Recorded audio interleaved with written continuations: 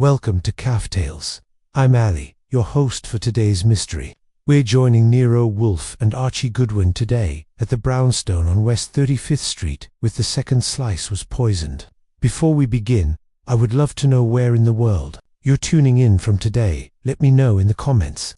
Settle in with a warm cup of coffee, stay curious, and let's ease into it. The Second Slice Was Poisoned.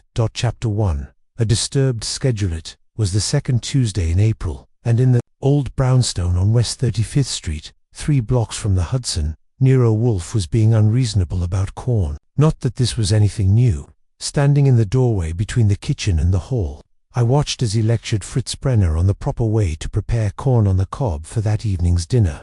As if Fritz hadn't been cooking corn to perfection for more than 20 years. The error, Wolfe declared, is in the timing. For minutes, not a second Morand, the water must be at a full rolling boil before the corn is introduced. Otherwise, the conversion of sugar to starch proceeds unchecked. Fritz, his lean face, a study in professional forbearance, nodded. Yes, sir. 4 minutes precisely. I cleared my throat. Your orchids are waiting, sir. It's 9:13. Wolfe's schedule was as immutable as the tides. 9 to 11 in the morning with Theodore and the orchids. 11 to lunch working in the office. After lunch, more office time until the afternoon orchid session. Any deviation might cause Western civilization to collapse, or so he seemed to believe. He turned his imposing bulk, 1/7 of a ton, as he occasionally admitted and regarded me with narrowed eyes. I am aware of the time, Archie. Just keeping the wheels of industry turning, I said cheerfully. He grunted, gave Fritz one final meaningful look, and followed me down the hall past the office to the elevator. I pressed the button, the door opened, and he entered. I didn't join him. The orchids were his private communion, and Theodore Horseman, the orchid nurse, would provide any needed assistance. I returned to the office, sat at my desk, and checked the morning mail, bills, a few inquiries about potential cases that wouldn't meet Wolfe's exacting standards or generous fee requirements, and a letter from a satisfied client whose wayward daughter we'd located the previous month. Nothing that would disturb Wolfe's precious routine, which is why, when the phone rang at 10:17 a.m., I wasn't expecting trouble. Nero Wolfe's office. Archie Goodwin speaking. This is Marcel Boucher, the voice said. It had the kind of polished French accent that costs thousands to acquire at Swiss finishing schools, or comes free if you actually grew up in France. I must speak with Mr. Wolfe immediately. It is a matter of the utmost urgency. I'm afraid Mr. Wolfe is indisposed until 11. I'd be happy to take a message, or you can call back then. A pause. Then, tell him it's Marcel Boucher of Couture. A man has died at my restaurant under impossible circumstances. The police are here, and I require Mr. Wolfe's assistance immediately. Couture was only the most exclusive French restaurant in Manhattan, with a 3-month waiting list and prices that made millionaires think twice.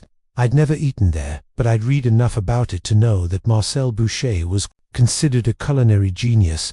I'll convey your message, Mr. Boucher, but I should warn you that Mr. Wolfe rarely leaves his house. I am prepared to pay $50,000 for his immediate attention to this matter. His voice was tight, strained. $100,000 if he resolves it discreetly. That got my attention. It would get Wolfe's tooth, though he would pretend otherwise. I'll inform him right away. Mr. Boucher, please hold the line.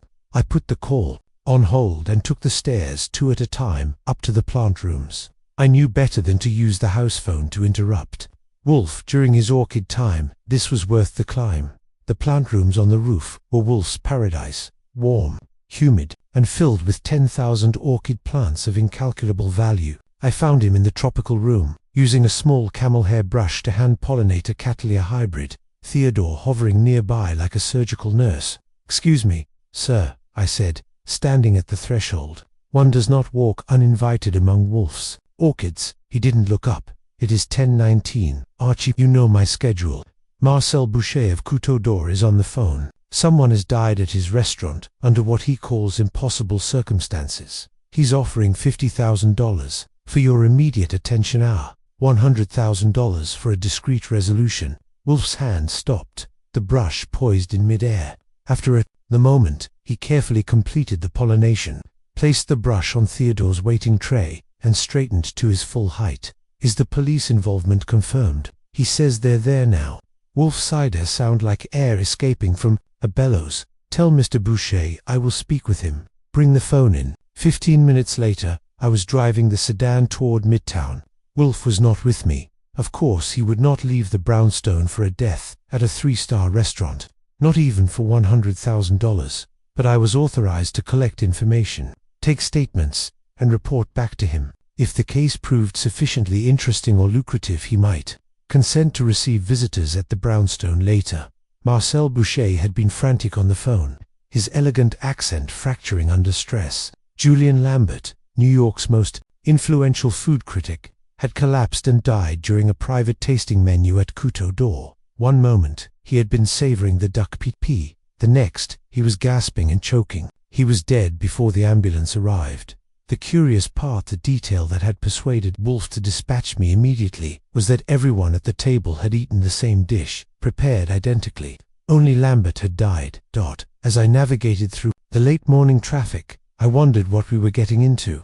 Food critics made enemies, certainly, but murder at a private tasting seemed excessive, even by New York standards. I parked half a block from the restaurant's discreet entrance, where a small crowd of reporters had already gathered behind a police barricade. A uniformed officer checked my ID against Marcel's authorized list and waved me through. Inside, the restaurant was all subdued lighting, cream-colored walls, and dark wood, the kind of place where the menus don't list prices because if you have to ask, you can't afford it. The maître d', a thin man with perfect posture, led me to a private dining room at the rear, his face as expressionless as if he were guiding me to a regular reservation rather than a murder scene. I steadied myself for what I might find. 20 years as Nero Wolfe's right hand had shown me plenty of death, but it never gets routine. What I wasn't prepared for was the tableau that awaited me. 6 living people seated at a round table, glasses of water before them, shell-shocked, expressions on their faces, and one empty chair, with a napkin crumpled on the floor beside it. The duck PT, I noted, was still on the table. Chapter 2, 7, at the table. Spectre Kramer hadn't arrived yet, which was a small mercy. I had maybe 15 minutes to get the lay of the land before he showed up and started asking why. Nero Wolfe was poking his nose into police business. The private dining room at Couteau d'Or was elegant but not ostentatious. Cream walls, dark wainscoting, and a round table that could seat 8 comfortably.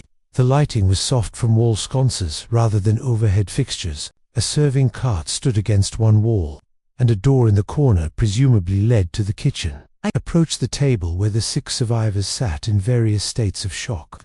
Marcel Boucher detached himself from a conversation with a uniformed officer and hurried over to me, hand extended. "Mr. Goodwin, thank you for coming so quickly." His handshake was firm, but his fingers were cold. He was a compact man, maybe 50, with the intense eyes of someone who had spent decades focusing on tiny details. "Tell me what happened, Mr. Boucher, from the beginning." It was a private tasting, 7 guests, including Julian, a preview of our spring menu. He gestured toward the table. They had completed 5 courses. The duck PT on Croate was the 6th. Julian took one bite, said it was exquisite, then he took a second bite, and Boucher made a choking sound and drew his hand across his throat. I glanced at the table. Each place setting had a small portion of what I assumed was the duck PT, with 1 or 2 bites missing. At the empty place, the PT was barely touched. Everyone else ate the same dish, precisely the same, from the same preparation, and no one else felt ill. No one. Boucher's voice was strained. "It is impossible, Mr. Goodwin. I have been a chef for 30 years. This cannot happen." But it had happened, which made it not only possible but actual. "I need to speak with everyone," I said, "starting with you. Where were you when Mr. Lambert collapsed?" "In the kitchen, preparing the 7th course quail consomme with black truffle, and who served the petit." "Anton, my sous chef." He pointed to a lean young man with hollow cheeks, who was speaking with 2 plainclothes officers. "He served each plate personally. I'll need to talk to him too. For now, introduce me to the guests." Boucher led me to the table. "Ladies and gentlemen, this is Archie Goodwin, associate of the private detective Nero Wolfe. Please answer his questions fully." I nodded to the group, noting their positions around the table clockwise from the empty chair. A silver-haired man, with a permanent frown, a woman in her 30s with sharp features and sharper eyes, a heavy-set man whose expensive suit strained at the buttons, a younger man with a notebook, a woman in her 50s with perfect posture and a pearl necklace, and a balding man with wire-rimmed glasses. 7 at the table. Now 6. "I'm sorry to intrude on a difficult moment," I began, "but I'd appreciate your names and your connection to Mr. Lambert." The silver-haired man spoke first. Gregory Voss, restaurant critic for the Tribune. Julian was a colleague, a friend for 20 years. His tone suggested friend might be stretching it. The sharp-featured woman was next. Eliza Winters. "I'm Julian's assistant." She blinked rapidly. "Donald Pratt," said the heavy-set man. "I own the Gaslight Group 3 restaurants downtown.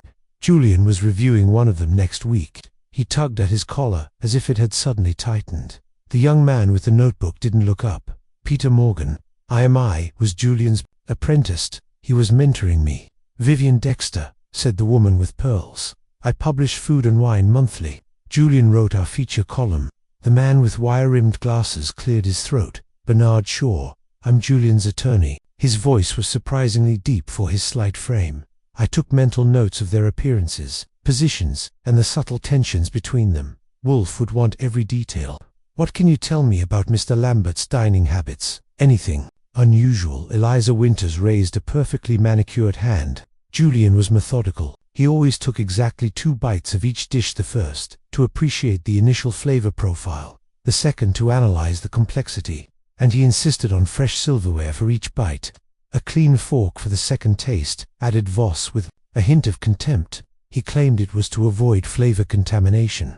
I glanced at the place settings. Each had multiple forks of different sizes. Were these the utensils he used today? "No," said Eliza. "Julian always brought his own set.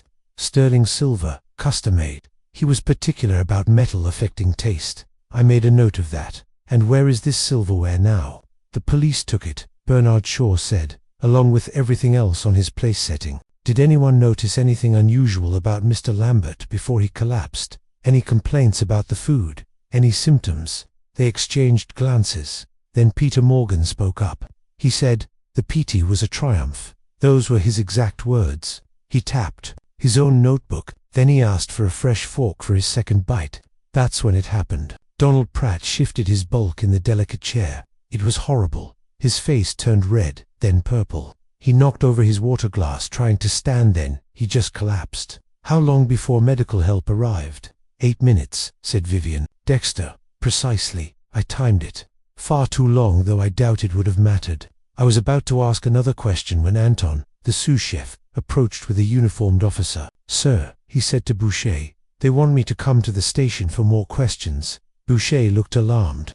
"This is outrageous. Anton has worked for me for 5 years. He is beyond reproach." The officer, unimpressed, gestured toward the door. "Just routine, sir. We need detailed statements from everyone who handled the food." As Anton was led away, I noticed Peter Morgan watching intently, scribbling something in his notebook. When he saw me observing him, he quickly closed it.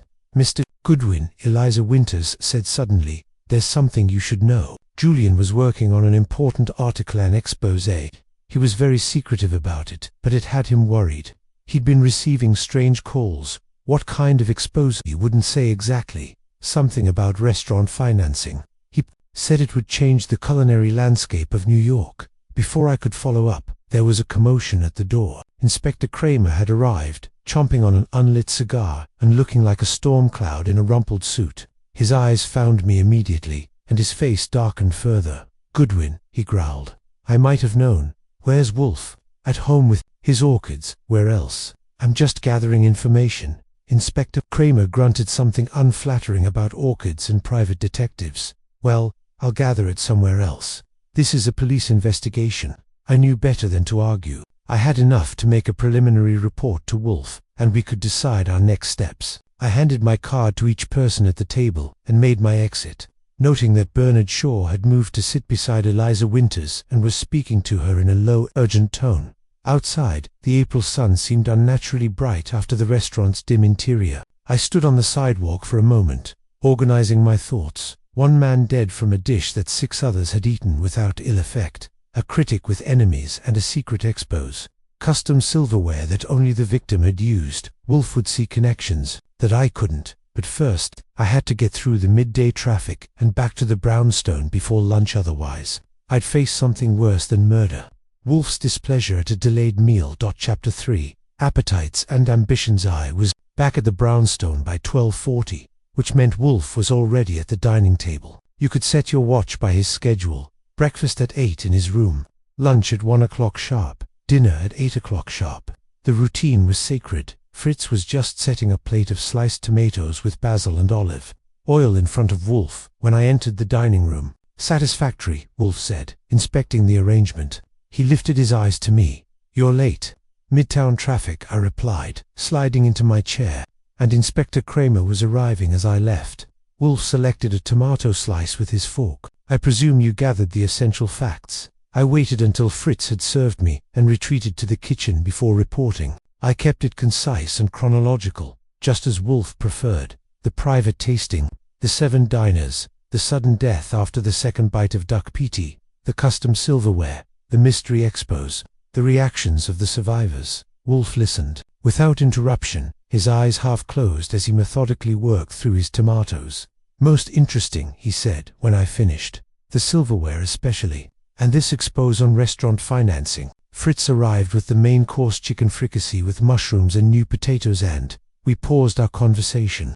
Wolfe considered it sacrilege to discuss business while appreciating Fritz's cooking. After lunch, we moved to the office. Wolfe settled his 1/7 of a ton in his custom chair behind his desk. I took my chair at my desk and opened my notebook. "We'll need additional information," Wolfe declared. "The restaurant's history and its competitors, Mr. Lambert's professional connections and personal enemies, and most crucially, what he had discovered about restaurant financing that warranted an expose." "I can start with the restaurant angle," I suggested. Couteau d'Or * has been open for 3 years. Before that, the space housed Bellini, an Italian place that closed suddenly amid rumors of health code violations. * Were these violations substantiated? Not according to the public record, but the closure was abrupt. Bellini's had been there for 15 years. Wolfe frowned slightly. "Contact Saul Panzer. I want him to inquire about the custom silk. It was Maid who handled it when it was last in Mr. Lambert's possession. Saul was the best operative in New York, and he didn't come cheap. That Wolfe wanted him immediately meant he saw something promising in this case, and I'll need Mr. Lambert's notebook," Wolfe continued. "From your description, his apprentice, Peter Morgan, maintains similar notes. Arrange to see them." "The police have Lambert's effects," I reminded him. "Yes, most inconvenient." Wolfe's tone suggested that the NYPD existed primarily to obstruct his investigations. "You'll have to persuade Inspector Kramer of our legitimate interest in the case." "That would be about as easy as persuading a cat to take a bath, but..." I nodded anyway. "Call Mr. Boucher, inform him that I am considering his case, and request samples of all food served at the event, prepared identically." This was interesting. Wolfe rarely concerned himself with physical evidence, preferring to solve puzzles through psychology and reason. I spent the afternoon making calls and compiling information. Julian Lambert had been reviewing restaurants for 20 years, first for small publications, then for increasingly prestigious ones. His reputation was built on brutal honesty and an uncompromising palate. His column could make or break a new restaurant. He had a knack for finding hidden gems in unlikely places, Eliza Winters told me over the phone. But he could be merciless about pretension or mediocrity. Were there any recent reviews that caused particular backlash? "He eviscerated Vincenzo's 3 months ago," she said, "called it an overpriced monument to culinary incompetence. The owner confronted him at a charity event last month. I made a note to look into Vincenzo's. What about this expose he was working on?" A pause. "I don't know the details. He kept his notes locked away, and the files on his computer are password protected. But I know he had meetings with several industry insiders over the past few weeks, and he was photographing documents." "Any idea what kinds of documents?" "Financial records, I think. Bank statements, invoices. He mentioned something about following the money last week." After hanging up, I called the office of Bernard Shaw, Lambert's attorney. His secretary informed me that Mr. Shaw was unavailable for the remainder of the day. Convenient at 4 o'clock. Wolfe descended from the plant rooms after his afternoon session with the orchids. He settled at his desk, rang for beer, and looked at me expectantly. "I've got a list of Lambert's enemies. which is essentially every chef he's ever criticized, I reported. But a few stand out. Vincent Russo of Vincenzo's had a public confrontation with him recently, and there's a chef named Thomas Grant who lost his restaurant after Lambert's review called his food criminally negligent. Wolfe grunted. Predictable grievances. What of the expos? Still unclear. His assistant confirms he was collecting financial documents related to restaurants. His computer and notebooks are locked or in police custody, and Mr. Boucher he's sending over food samples with his sous chef not Anton, who's still being questioned, but someone named Elliot should arrive around 6. Fritz entered with a tray bearing a bottle of beer and a glass. Wolfe poured with his usual precision, drank a third of it, and wiped his lips with a handkerchief. I have dispatched Saul to investigate the silverware, he said. He will report this evening.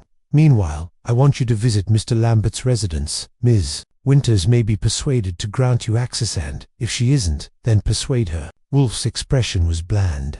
I understand you have a certain aptitude for gaining the cooperation of female witnesses. I ignored the jab. What am I looking for specifically? His notebook, as I mentioned, and any indication of what financial irregularities he had uncovered. Concentrate on recent correspondence and research materials. I nodded and reached for my hat. Before I could leave, the phone rang. It was Donald Pratt, the heavy-set restaurant owner from the tasting. Mr. Goodwin, I've been thinking about what happened. There's something you should know about Julian Lambert. He wasn't just a critic, he was an investor, silent partner in several restaurants across the city, including ones that he reviewed. That's just it, Pratt said, his voice lowered. I believe so, which would be a massive conflict of interest. Do you have proof? Not yet. But that's what his exposé was about, not restaurant financing in general. Specifically about critics who secretly profit from the places they review, and Lambert was preparing to name names. If true, this would give several people a motive for wanting Lambert silenced. I thanked Pratt and hung up, then reported the conversation to Wolfe. He leaned back in his chair, fingertips pressed together, in front of his substantial middle. Most illuminating, he said. Our case acquires additional dimensions. You think Pratt is telling the truth. That remains to be seen. But consider, if Mr. Lambert was indeed preparing to expose corruption within his own profession, the list of potential enemies expands considerably. I reached again for my hat. The spring evening was cool but pleasant as I headed for my car, mentally reviewing what we knew, a poison that affected only one person, custom silverware, a secret expose that might implicate not just chefs but critics as well. I had a feeling this case was going to get messier before Wolfe untangled it. Chapter 4. Silver and Secrecy. Liza Winters lived in a pre-war building on East 72nd Street. The doorman announced me, and she buzzed me up immediately. Her apartment was tastefully furnished, with the kind of minimalist decor that takes serious money to achieve nothing out of place, nothing unnecessary. I've been expecting you, she said, showing me to a sleek leather sofa. Though I wasn't sure if he had come today or tomorrow. I like to exceed expectations, I told her. I need to see Julian Lambert's notes and files related to the expos he was working on. She perched on an armchair across from me. The police have already been through his office. They took his computer and several files, but not everything. A slight smile. Julian was cautious. He kept backups and alternates, and he didn't trust technology for his most sensitive work. She crossed to a bookshelf and removed what looked like a leather-bound edition of Mastering the Art of French Cooking. Inside was a hollowed space containing a small notebook with a black cover. He left this with me last week. Said if anything happened to him, I should use my judgment about what to do with it. I took the notebook. The first few pages contained what looked like restaurant reviews in progress, written in a cramped, precise hand. But further in, there were columns of numbers, initials, and cryptic notations. One page was headed, Money Trail, CO gives GV, V. DPCO could be Couteau d'Or. GV would be Gregory Voss, the critic who was at the tasting. And DP is likely Donald Pratt. Julian was connecting some dots between certain critics and restaurant owners, Eliza confirmed. Financial relationships that weren't disclosed. I photographed several pages with my pocket camera, knowing Wolfe would want to study them in detail. Did he mention anyone specifically who might be dangerous if exposed? She hesitated. He was concerned about Gregory Voss. Said Voss had powerful friends who played rough. His words. I handed back the notebook. Keep this safe. We may need it again." When I returned to the brownstone, Saul Panzer was waiting in the office with Wolfe. Saul was small, wiry and unimpressive to look at until you noticed his eyes, which missed nothing. He was the best operative in New York, and Wolfe paid him accordingly. The silverware was custom-made by William Steele and Sons, Saul reported without preamble. Sterling silver with a proprietary alloy that supposedly doesn't affect taste. Lambert ordered the set 5 years ago. Wolfe placed settings at $2,000 each. Wolfe raised his eyebrows a fraction. "Extravagant. Gets better," Saul continued. 3 weeks ago, Lambert brought his personal set to Steele for cleaning and polishing, standard service they offered to clients. The set was returned to him 2 days before the tasting. I sat at my desk and made notes. "Who handled it at Steele's?" "That's where it gets interesting," Saul said. "The craftsman who normally services Lambert's silver was on vacation. A new employee handled it, instead guy named Robert Finch, and this Mr. Finch quit the day after Lambert's set was returned. Left no forwarding address. I'm working on tracking him down." Wolfe sipped his beer thoughtfully. "Most suggestive. Continue your inquiries, Saul. Find this Mr. Finch and determine if anyone connected to our case has any relationship with William Steele and Sons." After Saul left, I showed Wolfe the photographs of Lambert's notebook. He studied them with his lips pursed. "The connection between Couteau d'Or, Gregory Voss, and Donald Pratt requires elucidation," he said finally. "And we need further information on the financial structure of Couteau d'Or." "I can look into that," I offered. "Yes, but first, I believe our food samples have arrived." Fritz mentioned a delivery in the kitchen. Fritz was examining containers of food with professional interest. Elliot, the sous chef from Couteau d'Or, stood nervously by the counter.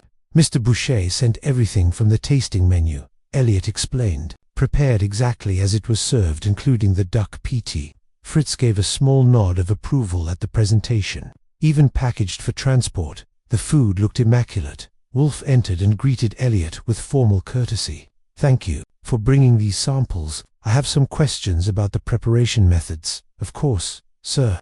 The duck potajo was constructed. Elliot's face lit up with professional pride. "Duck liver, pork fat, cognac, and our blend of spices. The pastry is made with European butter. Each portion is individually baked in its own mold, and the service each portion was plated in the kitchen by Anton, our sous chef. He personally carried them to the dining room on a tray." "Could anyone have tampered with Mr. Lambert's portion specifically?" Elliot looked uncomfortable. I don't see how. Anton prepared them identically and served them all at once." After Elliot left, Fritz examined the duck PT with critical attention. "Excellent technique," he pronounced. "The pastry is perfect." Wolfe nodded. "This preparation seems inconsistent with selective poisoning. If the toxin were in the food, all would be affected. Unless it was added to Lambert's plate specifically," I suggested. "In front of 6 witnesses. Unlikely." Wolfe frowned. "No, Archie, we must look elsewhere for our solution." Later that evening, I was typing up my notes when the phone rang. It was Bernard Shaw, Lambert's attorney. "Mr. Goodwin, I understand you've been making inquiries about Julian's work." "That's right. I need to inform you that all of Julian's notes and unpublished materials are legally protected. His expose is the property of his estate, which I represent. We're investigating his death, Mr. Shonot, trying to scoop his story. Nevertheless, I must insist that you cease any attempts to access his confidential files. Otherwise, I'll be forced to seek an injunction." After hanging up, I relayed the conversation to Wolfe. "Most interesting," he murmured. "Mr. Shaw seems anxious to keep Mr. Lambert's discoveries private. Could Shaw be representing someone implicated in the exposé?" "It's possible. Attorneys often serve multiple clients." At 9:30, after Wolfe had retired to his quarters on the second floor with a book, the phone rang again. This time, it was Eliza Winters, her voice tense. "Someone broke into my apartment while I was out to dinner. They tore the place apart. The notebook is sci-fi. I had it with me, but they were looking for something. Mr. Goodwin, where are you?" "Now, at a hotel. I didn't feel safe at home." "Good. Stay there. Don't tell anyone where you are." I hung up and stared at the phone, considering the implications. Someone was desperate enough to break into Eliza's apartment looking for Lambert's notes. The stakes were escalating. I walked to the window and looked out at the dark street. Somewhere out there was a killer who had managed to poison one specific person at a table of 7, leaving no trace that the police could detect, and who was now hunting for evidence of the motive. Tomorrow would be a busy day. We needed answers about the silverware, the financial connections, and whatever explosive information Lambert had uncovered. But for tonight, all I could do was make sure my .32 was loaded and within reach. Chapter 5, Taste and Timing. The morning began with a summons to Wolfe's bedroom, which happened about as often as a solar eclipse. I knocked and entered to find him propped up on pillows, yellow pajamas, immaculate, reading a book on toxicology. "I've been considering the timing," he said without preamble. Mr. Lambert consumed 2 bites of PT. Yes. When did symptoms begin? After the first bite, or the second? The second, I said. According to the witnesses, he praised the dish after the first bite, then requested a fresh fork, took a second bite, and immediately showed distress. Wolfe marked his page and closed the book. Most illuminating. Is it, indeed? I want you to telephone Fred Durkin. Have him visit Mr. Lambert's apartment. Tell him to look specifically for medications, both prescription and over-the-counter. Fred wasn't as sharp as Saul, but he was reliable and followed instructions exactly. I arranged for him to meet Eliza at Lambert's place, then headed down for breakfast. By 11, Wolfe was at his desk, beer at his elbow, reviewing the case. What do we know of Couturdor's financial structure? Marcel Boucher is the executive chef and public face, but he's not the owner, I reported, checking my notes. The restaurant is owned by Golden Knife Ventures, a holding company. The principal investors include Donald Pratt of the Gaslight Group and 2 silent partners, and these silent partners, still working on identification. Corporate records are deliberately obscured. Wolfe grunted. Corporate veils exist to be pierced. Continue your efforts. At 1 o'clock, we broke for lunch. Fritz had prepared a Spanish tortilla with a side of marinated artichoke hearts, followed by a cheese soufflé that would make angels weep. Wolfe ate with his usual concentration, forbidding business talk until coffee was served. "I've invited Marcel Boucher to visit at 6 this evening," he announced over his coffee cup. "I have questions about the preparation and service of the fatal meal that require precise answers." "You think he's involved?" "Everyone connected to that table is involved, Archie. The question is nature and degree." After lunch, I drove to the offices of Food and Wine Monthly to speak with Vivian Dexter, the editor who had been at the tasting. Her office was sleek and modern, with framed magazine covers displaying exquisite food photography. "Mr. Goodwin," she greeted me, not rising from behind her glass desk. "How can I help Nero Wolfe's investigation?" "Miss Dexter, could you clarify the exact timeline of events at the tasting, particularly around when Mr. Lambert began showing symptoms?" She folded her hands precisely. "We were served the duck PT at 1:47 p.m. I noted the time because I had a conference call scheduled for 2:30. Julian took his first bite at approximately 1:49. He commented on the excellence of the dish, then requested a fresh fork, as was his custom. He took his second bite at 1:52. Within seconds, he began to cough. By 1:53, he was gasping. At 1:55, he collapsed. The ambulance was called immediately, but didn't arrive until 2:03. By then, he was already gone. Her clinical precision was unsettling. "You seem very certain of these times." "I'm an editor, Mr. Goodwin. Precision is my profession." She opened a drawer and removed a small notebook. "I document everything. Habit of 30 years in publishing." "Did you notice anything unusual about Mr. Lambert's behavior before the PT course?" "He was animated, more talkative than usual. He had been making notes throughout the meal, but he seemed particularly interested in Donald. Pratt asked him several pointed questions about restaurant investment structures, and Mr. Pratt's reaction, uncomfortable. He kept changing the subject. Back at the brownstone, I found Fred Durkin waiting in the office. Wolfe was engrossed in a botanical catalogue. "I checked Lambert's place like you asked," Fred reported. "Found a medicine cabinet full of the usual stuff: aspirin, antacids, sleeping pills. But there was also a prescription for something called methoxyphonamine for asthma. According to the label, asthma." I raised an eyebrow. None of the witnesses mentioned Lambert having breathing problems. "The prescription was recent," Fred added. "Filled just 3 weeks ago." "Was the medication being taken?" "Checked the pill count." "That's just it," Fred said. "The bottle was full. 30 pills, none missing. A new prescription unfilled." Wolfe murmured. "Continue." Fred, any other findings? I found a notebook hidden in a hollowed-out book cookbook, actually. Fred produced a small leather-bound journal similar to the one Eliza Winters showed me. I noted, but not identical. Wolfe pointed out the difference. The binding is different. I flipped through the notebook. It contained more of Lambert's cramped handwriting, but these notes were more explicit. Names, amounts, dates, financial transactions linking restaurants to critics. And on the final page, a single line, GV equals 15% silent stake in Co. via offshore. Proof confirmed. GV is Gregory Voss, I said. He owns a hidden stake in Coutodor while reviewing restaurants for the Tribune. A significant conflict of interest, Wolfe agreed, and possibly a motive for murder. I added, if Lambert was about to expose this in his article. At 5:30, the doorbell rang. I expected Marcel Boucher, but instead found Anton, the sous chef, who had served the fatal meal. He was pale and agitated. I must speak with Mr. Wolfe, he insisted.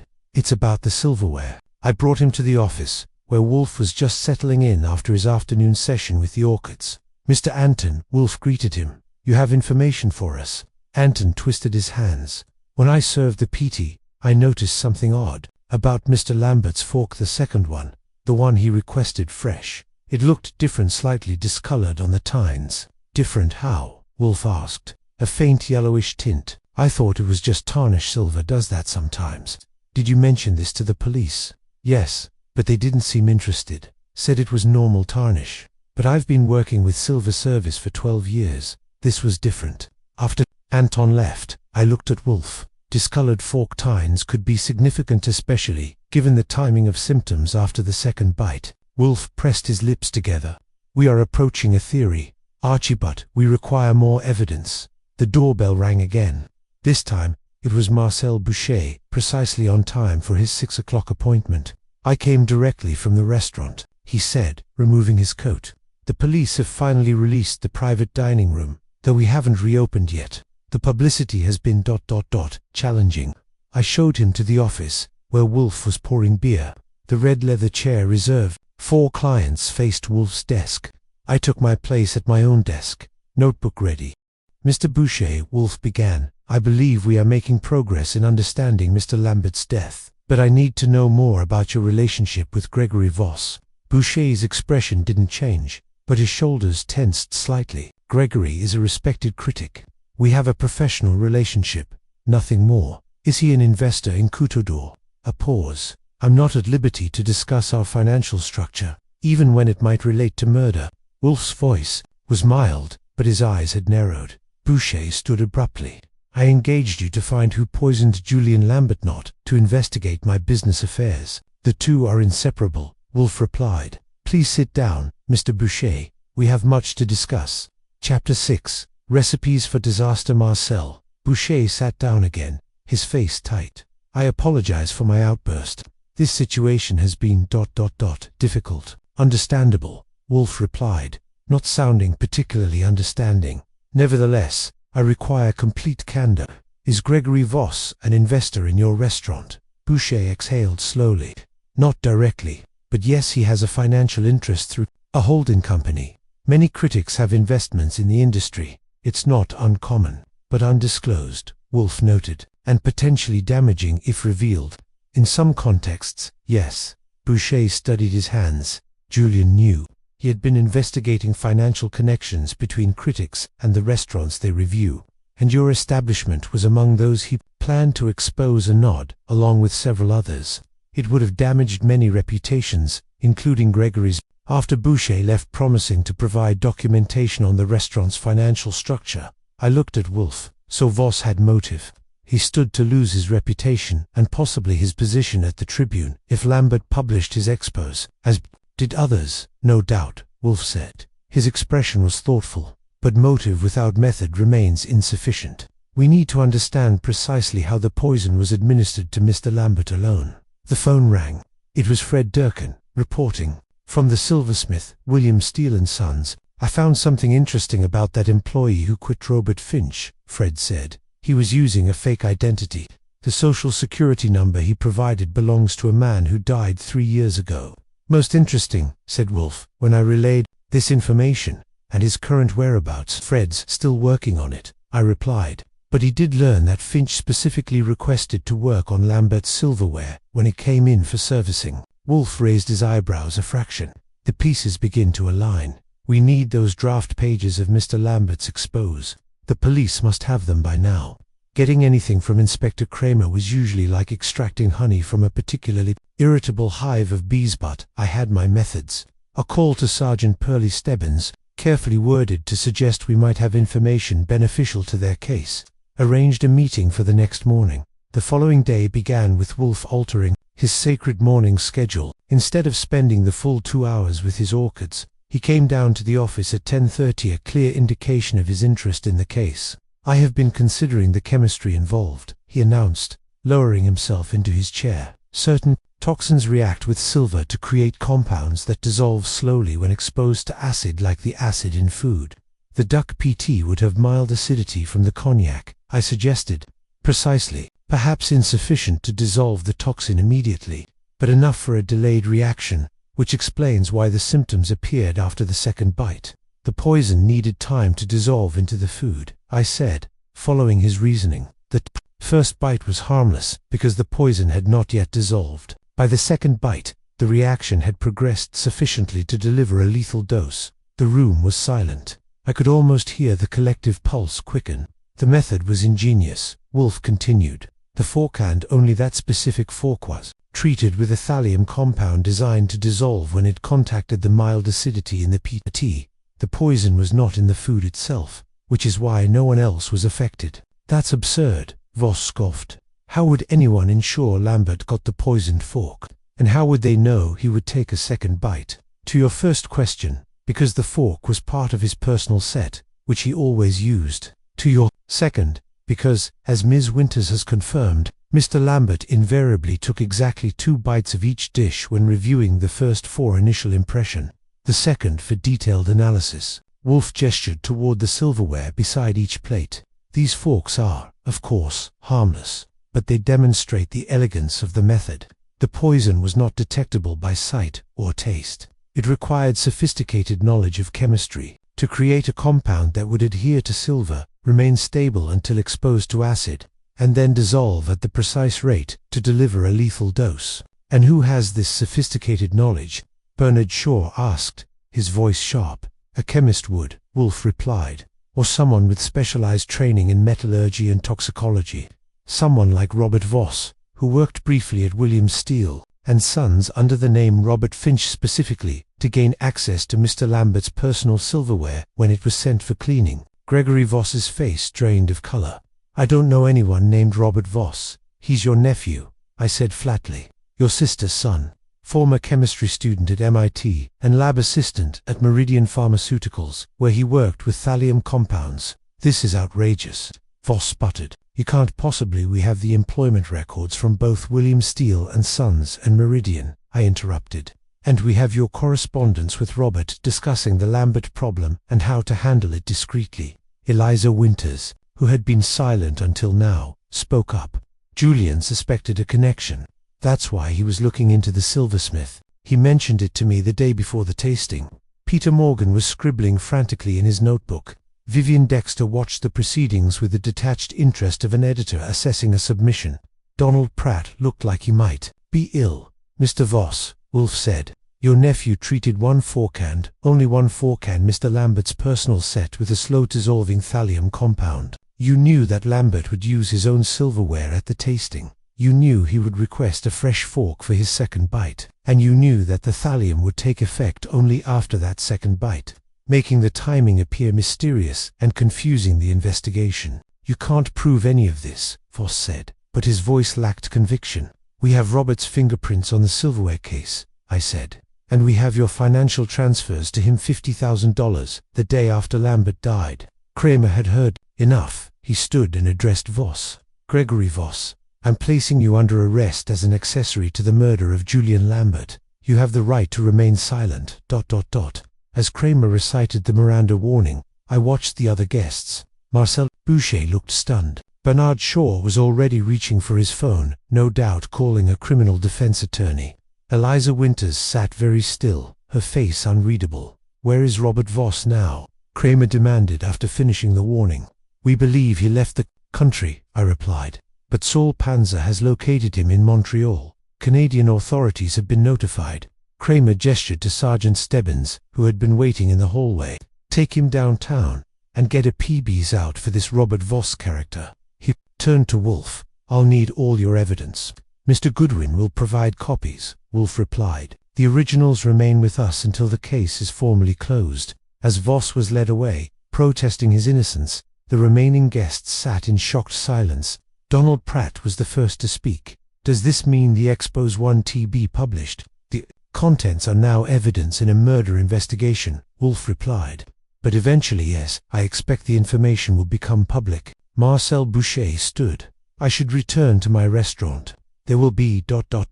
changes needed in light of these revelations. One by one they departed. Eliza Winters was the last to leave.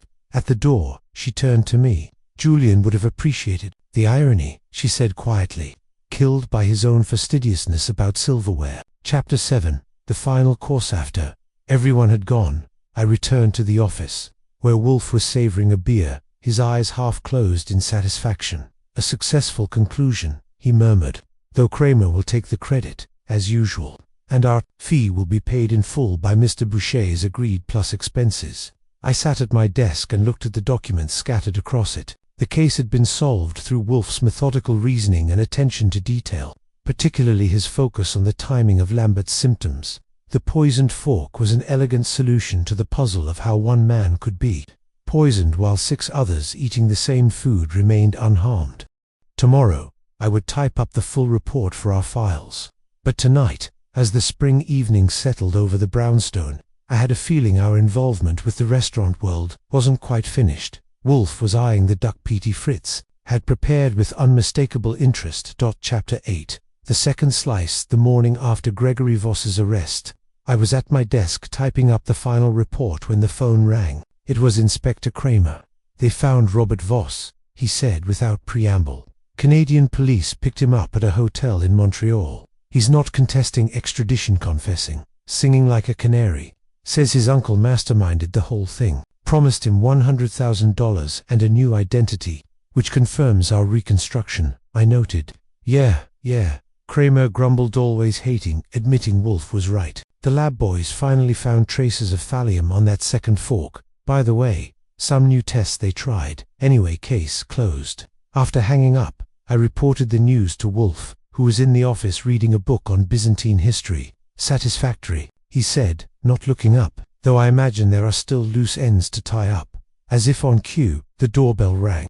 It was Eliza Winters and Peter Morgan, Lambert's assistant and apprentice. I showed them into the office, where Wolfe marked his place in his book and regarded them with mild interest. Mr. Wolfe, Eliza began, we wanted to thank you personally for solving Julian's murder and to discuss the expos. Ah, Wolfe said. I presumed that might be your concern. Peter Morgan opened his notebook. Julian entrusted us with continuing his work if anything happened to him. With Gregory Voss arrested and Robert Voss in custody, we feel it's safe to move forward with publication. A reasonable assessment, Wolfe agreed, though there remains the question of the other critics and restaurateurs implicated in Mr. Lambert's investigation. That's partly why we're here, Eliza said. We have the complete files now, but we'd value your insight on how to proceed. Wolfe's eyebrows lifted a fraction. I am a detective, not a publisher, but you understand the implications, Peter insisted. This story goes beyond Voss. There are at least 5 other prominent critics with hidden financial interests in restaurants they review. The industry will be appended, as perhaps it should be, Wolfe replied. Transparency serves the public interest. I watched the exchange with interest. Wolfe rarely concerned himself with the aftermath of his cases, preferring to consider his involvement concluded once the criminal was identified. There's something else, Eliza said after a moment. We've been approached by Marcel Boucher. He wants to make a statement acknowledging the improper relationship with Voss and announcing reforms at Couteau d'Or. A prudent decision, Wolfe noted. Self-preservation often motivates ethical epiphanies. The doorbell rang again. This time, it was Saul Panzer, arriving for a scheduled meeting about the case's loose ends. I introduced him to our visitors. I've completed the financial trace, Saul reported. The money trail confirms everything. Gregory Voss owned 15% of Couteau d'Or through an offshore shell company. He gave favorable reviews to restaurants he invested in, boosting their value, and Lambert discovered this pattern. Not just discovered, Peter said, he had documented it meticulously for years. The exposé was to be his masterpiece, complete investigation into corruption in food criticism. Wolfe folded his hands over his substantial middle. The motive becomes even clearer. Mr. Voss stood to lose not only his reputation but his considerable investments if the article were published. The method still amazes me, Eliza said, using Julian's own fastidiousness against him. Many victims contribute unwittingly to their demise, Wolfe observed. Mr. Lambert's insistence on fresh silverware for his second taste provided the perfect opportunity. Peter looked up from his notebook. The chemistry is fascinating. Robert Voss created a thallium compound that would only dissolve in the presence of acid like the wine vinegar and cognac in the peat. The reaction required time, Wolfe explained. The first bite was harmless because the poison had not yet dissolved into the food. By the second bite, the reaction had progressed sufficiently to deliver a lethal dose.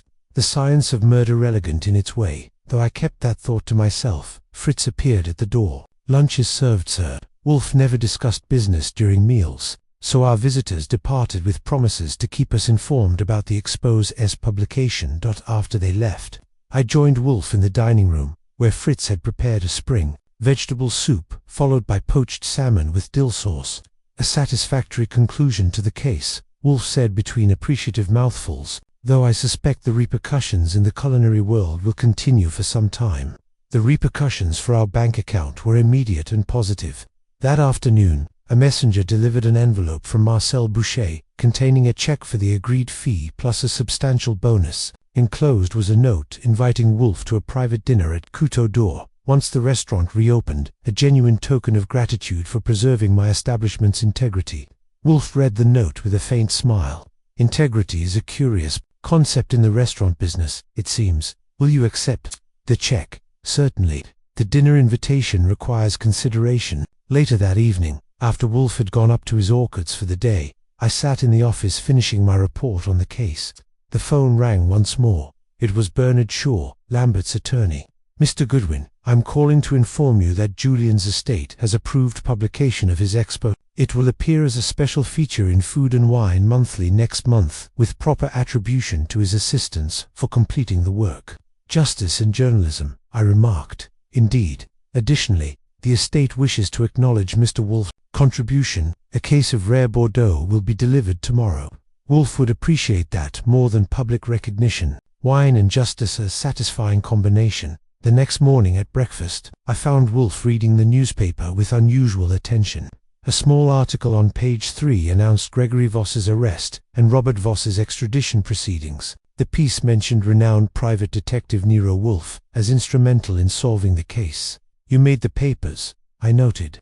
"Humph," Wolfe responded, turning to the crossword puzzle. A week later, Fritz outdid himself with a special dinner featuring duck pâté en croate, prepared according to Boucher's recipe but with Fritz's own refinements. Wolfe savored each bite with closed eyes, making small sounds of appreciation. "Magnificent," he pronounced. "The pastry is perfect and safely consumed with a single fork," I added. Wolfe's eyes opened. "A poor jest, Archie," but I caught the slight twitch at the corner of his mouth that passed for a smile. The case of the poisoned second slice had satisfied his bank account, his intellect, and now his palate. In the world of Nero Wolfe, that constituted a perfect resolution. "That's for me." I had gained a new appreciation for restaurant critics and a healthy suspicion of custom silverware. Some lessons from murder investigations are more practical than others. Thanks for joining us for The Second Slice Was Poisoned. Did you suspect Gregory Voss and his nephew before Nero Wolfe revealed the ingenious method with the poison fork? Let me know your thoughts in the comments. If you enjoyed this adventure with Nero Wolfe and Archie Goodwin, don't forget to hit subscribe for more mysteries daily. Until next time, remember Wolfe's wisdom. The most perfect crimes often fail because of the tiniest details, and a murderer's cleverness is frequently outmatched by their own vanity. This is Alie, signing off from Calf Tales.